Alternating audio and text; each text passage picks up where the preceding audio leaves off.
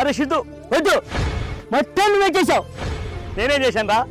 జగన్ అంటే నమ్మకం అన్నావు, అది నమ్మకం కాదు, ఆంధ్రప్రదేశ్ అమ్మకం. ఏదా పిచ్చి పిచ్చిగా మాట్లాడుతున్నావు? మన బ్రాండ్ ప్రెసిడెంట్ మెల్ల ఏమైనా తాగావా?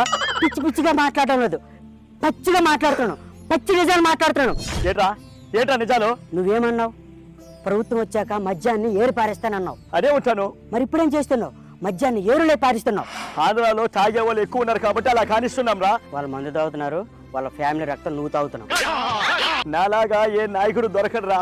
ప్రతి ఒక్కరి ఇంటికెళ్ళి అక్క నేనున్నాను, చెల్లి నేనున్నాను, అమ్మ నేనున్నానని చెప్తా ఉన్నా. ఎవరు చెప్తారా ఈ రోజుల్లో? ప్రతి ఇంటికెళ్ళి అమ్మ చెల్లి నేనున్నా అంటావు, కానీ నీ ఇంట్లో మాత్రం అమ్మని చెల్లిని ఉండకుండా చేస్తావు. దీంట్లో ఏముందిరా? నేను సిద్ధంగా ఉన్నాను, వాళ్ళు సిద్ధంగా లేరు. దేనికి? ఆస్తుల కోసం అయినోళ్ళని వదిలేయడానికే, లేకపోతే గొట్టల పోటీకి వాళ్ళని కూడా బలి చేయడానికే? జనాలు నీకు ఈసారి రిటర్న్ గిఫ్ట్ ఇవ్వడానికి రెడీగా ఉన్నారు.